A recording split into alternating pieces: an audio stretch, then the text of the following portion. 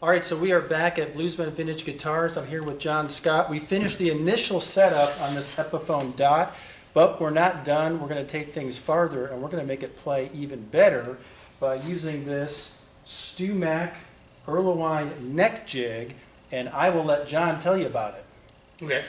Okay, so essentially what this jig does is allows us to do our fret leveling while the guitar has string pressure on it.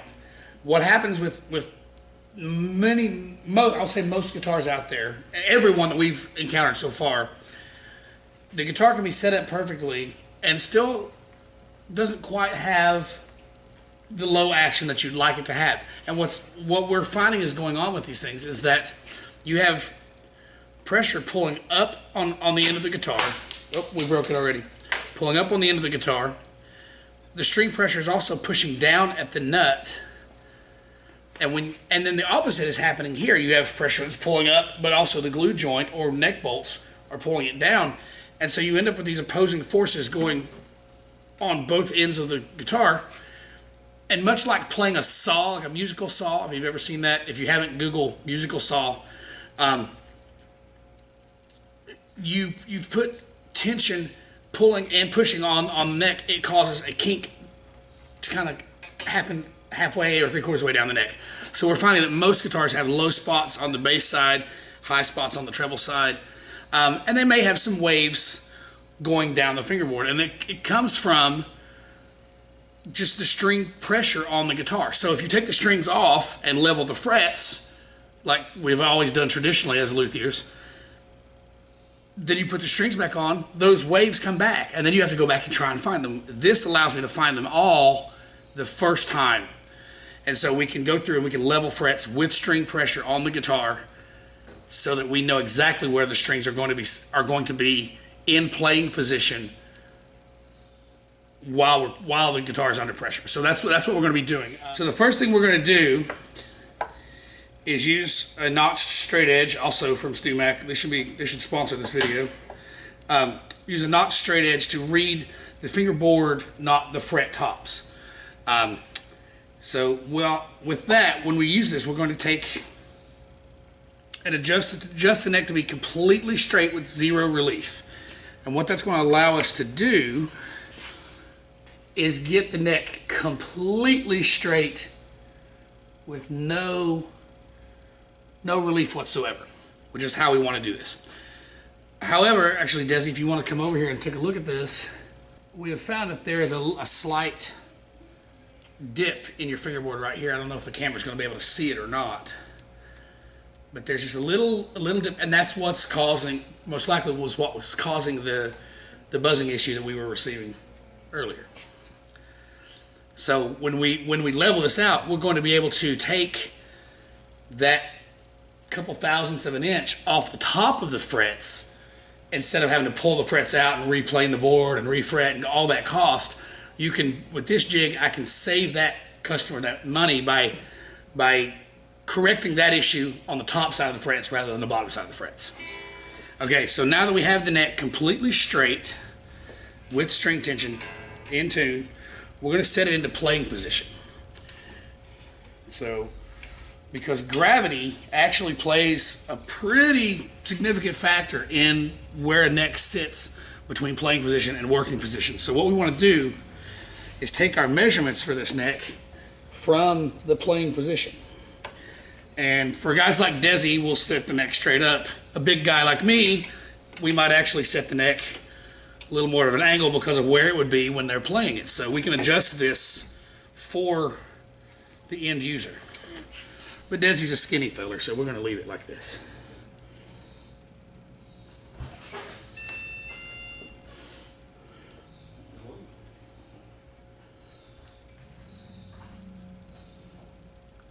Alright. Now what we do is we're reading measurements at two different locations on the neck.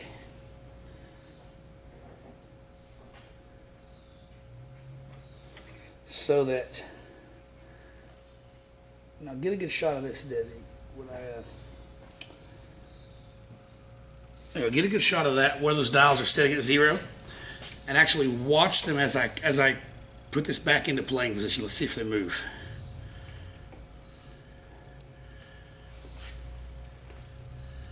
They moved. How far out? 10 thousandths here and about 5 or 6 thousandths there. Go ahead and put it back for a second.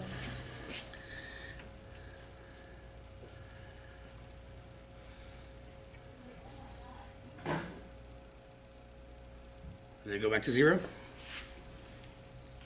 Yep.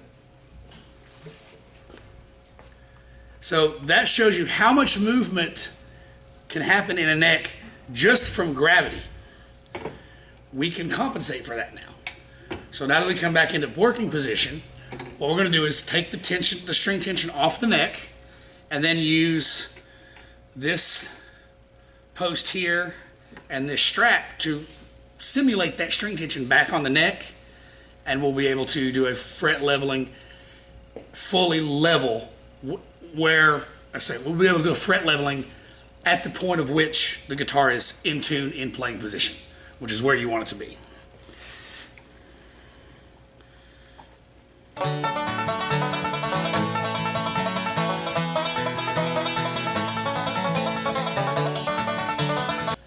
All right, so now we got the string tension down and we've got the strings pulled out of the way. What we're going to do is we're going to simulate that string tension back on the neck by using this adjustment post and this little strap.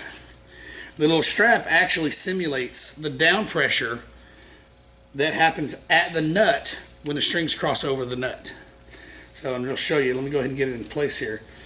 And when we start to adjust, you'll see what a difference it makes. So by readjusting here, we're going to be able to get us right back to the 0 point on both dials. And see, if you notice, this one went a little bit past, and this one is right on 0. So now we've got to add some of that string tension.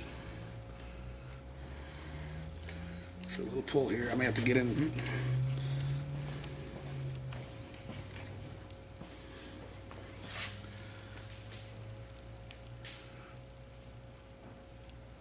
Now look, we're 1/1000th off. I think that's pretty accurate for me. I'll take that.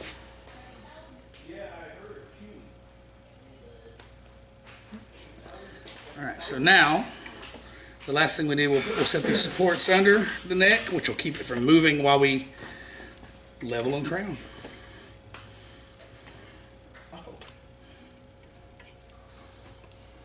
All right, so now the next step is to mask up the frets, mask up the fingerboard to protect the wood, and then we're going to be leveling and crowning.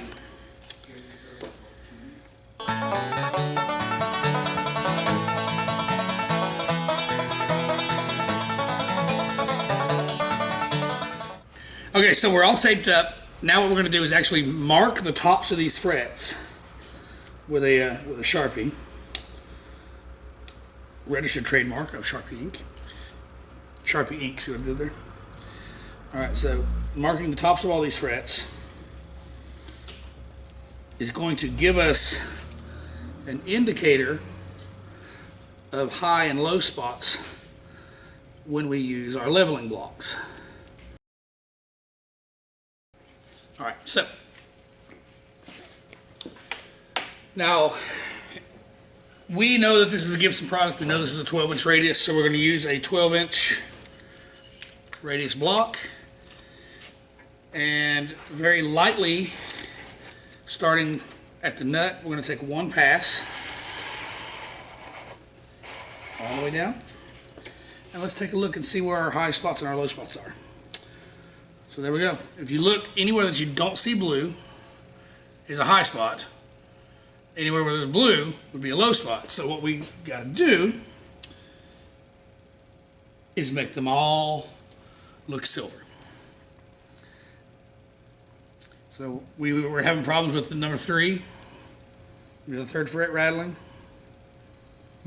Because 4th has got some high spots here and here, low spot there. 2 seem to be high all the way across. 1 seems to have nothing. So we're going to take a couple of passes, very light, not a lot of pressure, just letting the block do the work. And remember, when you do this, you want to be cautious because the frets in the middle are getting sanded twice as much as the frets on the ends. So basically, if you think about it, you're 1, 1, 1, 2, 2, 3, 2, 4, 3. So you got to keep that in mind as you're doing this. You don't want to do too much.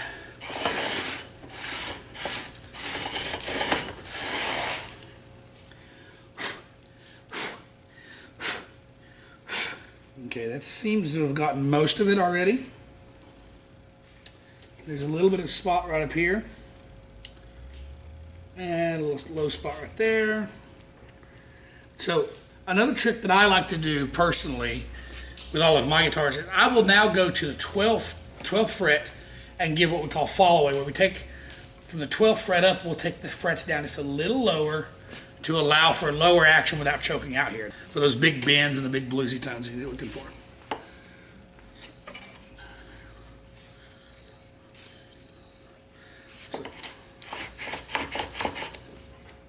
Sometimes we use a shorter block.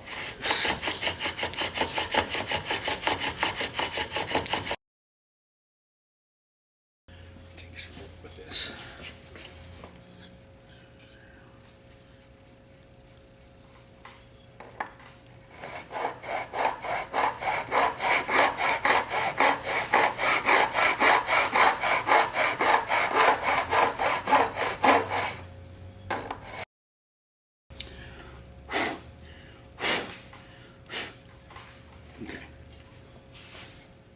All right, now we haven't taken a lot off of any of these frets, just kissed the tops, but we're going to go ahead and recrown them.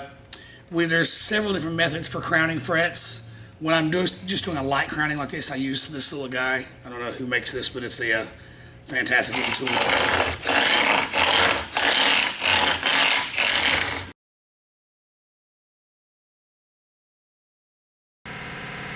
And I know what you're thinking. He lost tape there. He's scratching the fingerboard. It's actually okay.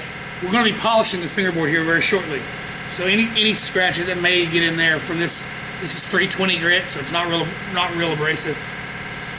We're going to take care of those. But this little guy gets the perfect crown on every fret in a lot shorter length of time than it does with a file. There are times that we do have to use fret files. Crowning files, we have them all here. That's not one. We have them here. But this is not one of those times. So now is the fun, slow, and tedious part.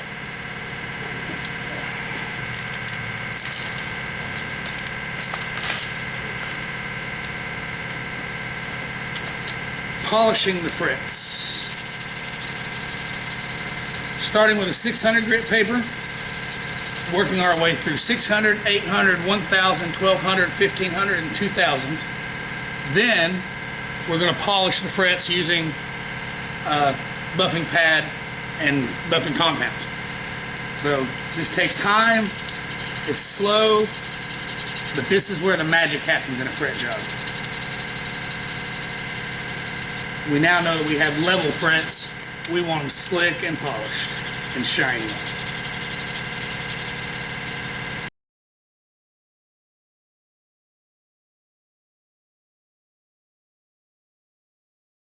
So now on this final grit, we're going to go ahead and remove all the tape, and we're up to a 2000 grit paper now.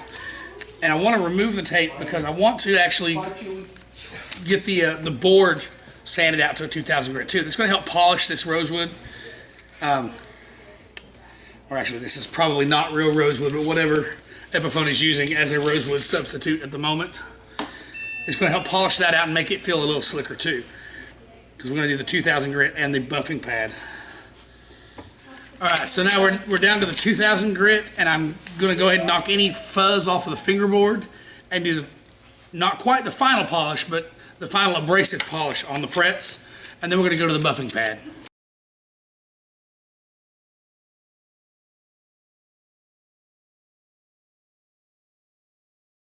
Even with just the 2000 grit sandpaper, you're starting to get a mirror type shine on these frets. It's going to start getting really polished out, but when we hit them with the final buffer, you're going to really see them come to life. Let me get my drill and we'll finish this up.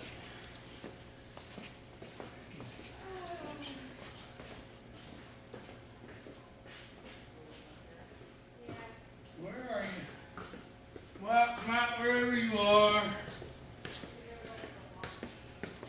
For a 20-volt DeWalt drill. What portion of your day involves you walking around looking for something? I'd say a good 30% at least. That's how you get your exercise? Yeah, there it is. So you're going to go. Load it up with a little bit of compound. Making sure the strings are out of the way. That's imperative. Ask me how I know.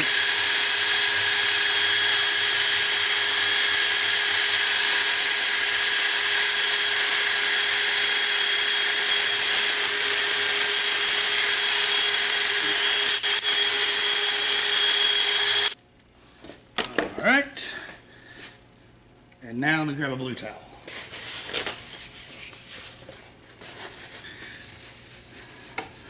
Wipe off the final of the compound.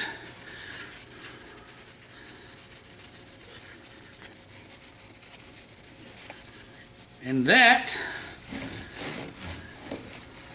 is what a fret should look like.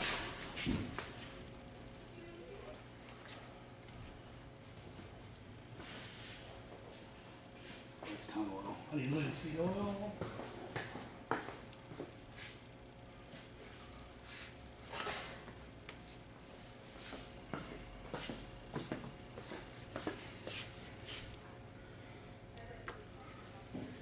Just a little bit of linseed oil to seal, treat, and protect this wood. It kind of brings the luster out of the wood and makes the grain pop a little bit too. Doesn't take much. This board wasn't very dry,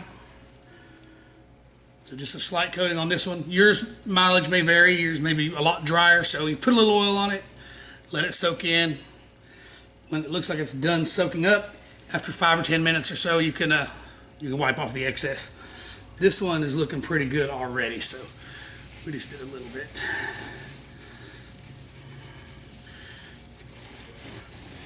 All right. So now,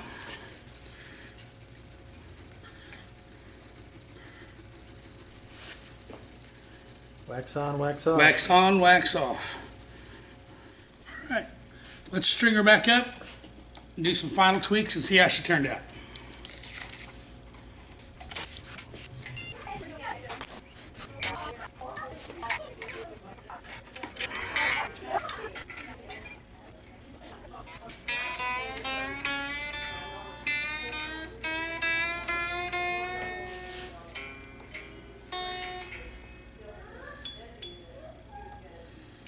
Why are Gibsons notorious for going out of tune? The 90% of Gibson's tuning problems have to do with the way the nut has been filed. You have a point of entry that then has to change direction to match the angle of the headstock and match the angle of departure towards the tuner.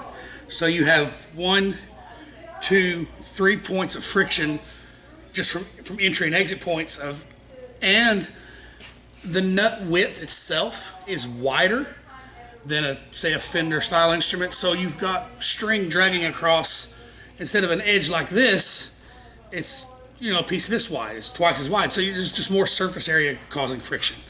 The reason the G string is the worst is because it has the most angle to enter and pull out from, and followed by the D string. If someone cuts the nut correctly, by giving it some relief towards those angles, and then what I'll do is take a nut file. This is not, let me get the proper file here. I don't have one of those on this particular bench, but we'll take a nut file, and instead of matching the angle of the headstock, I'll do a little bit of a deeper back cut, which will shorten the amount of surface area the string has to ride across here at the nut. So instead of riding across this much, it's more like this, and the rest drops off underneath the string. So that helps with tuning stability quite a bit. How is it that, what is it about the design of, say, like the PRSs that's different and makes such a big difference in its tuning stability? I think a lot of party smiths are using graphite nut which self lubricates. I think they take a little more care in the setup and cutting of them when they're But when they they're in don't the have factory. as much angle on the headstock. And they also don't have as much headstock angle, so there's less, drag across. And there's less hard angle to the angles. tuning pegs as well. Yep. Because on a PRS, They're the opposite. They all go in straight lines. Yeah. So you're not having to enter the nut and then drag out this way and down. So you're just kind of going in and towards the tuner. So we're gonna take this thing back over to the intonation bench and the setup bench and finish tweaking it in, and then we should be ready to go. Because right now she is far from in tune. All right. So now that we've actually done the fret jig process of this thing, we're finding that we can bring the action down even a little more than we had it yesterday. So we're going to see if we can drop the saddle down just a hair. Bring it down another couple of thousandths.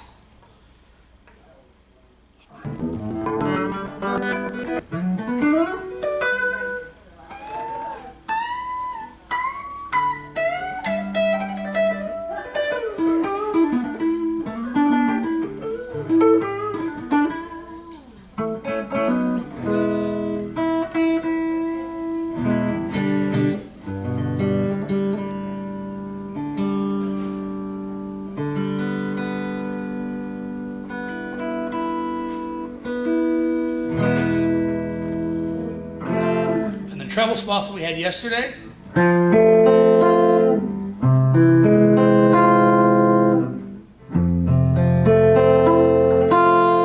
Now, technique treble spots, can we? They're all gone.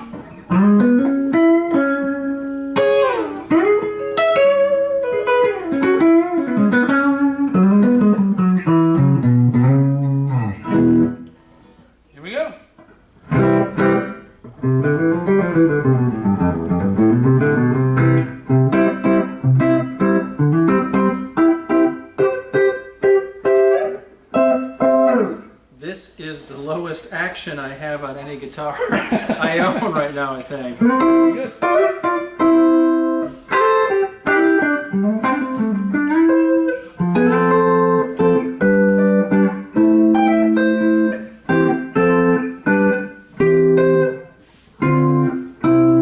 Wow, that's so incredibly low.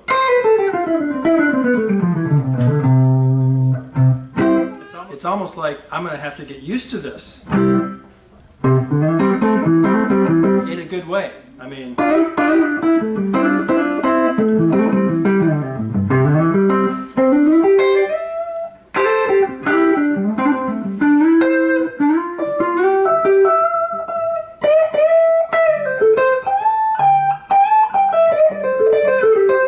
It almost feels like we put lighter string gauge on too, but we didn't. It's just when you... something about the lower action just seems to make everything a little easier. So Desi brought us this guitar that, when he pulled it out of the box, played horrifically.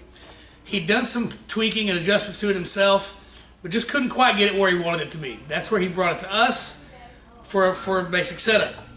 In that setup, we found there were a few little issues that needed to be addressed beyond the basic setup. So we went into this guitar thinking that we were doing some minor adjustments, ended up doing a really in-depth fret leveling and polishing process that has turned this guitar into a racehorse. It feels and plays fantastic now. So we here at Bluesman Vintage Guitars offer a whole plethora Would you say I have a plethora? of customizations and modifications for any instrument that you own. Whether it be an entry-level instrument like, say, this guy, or something that's a high-end instrument like a custom shop, whatever. We can do something to help you get more performance out of your axe. So if you want to get a little bit more out of what you currently have, give us a shout here at Bluesman Vintage Guitars.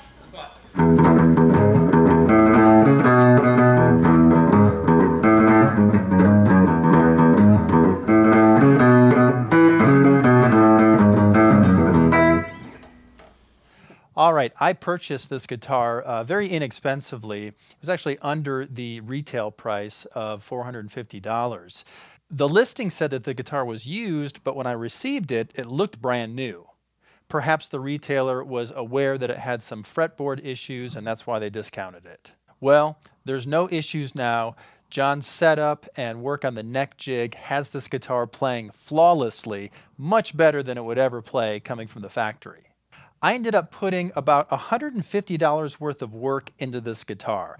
So the big question is it worth sinking that amount of money into an instrument that retails for only $450? In this case, I think it's totally worth it. Overall, this guitar is built well, and it sounds good without any modifications. I bought this guitar with the intention of keeping it and playing it, not turning around and selling it. After getting the fretwork done, this guitar plays so well, I haven't been able to put it down. I'm very satisfied with this guitar, so I definitely got my money's worth out of what I paid for it and the work that I put into it. You can expect to see this guitar make appearances in my upcoming YouTube videos, so be sure to subscribe to my YouTube channel and click on that little bell icon to receive alerts when new videos are uploaded. Finally, would you like some free guitar instruction that'll help you play better and have more fun on your instrument? Visit my website, guitarmusictheory.com. Answer the questions I ask you about your playing, and I'll send you free custom video instruction calibrated to your current level. Whether you're a beginner player trying to get past the basics, or you're a veteran player trying to refine your skills, I can help you fill gaps in your playing and make music more easily. Go to guitarmusictheory.com. You can click on the link in the video description. Well, thanks for watching. I'm Desi Cerna. If you enjoyed this video, please click like and leave me some comments below. Then, keep playing and stay tuned for more.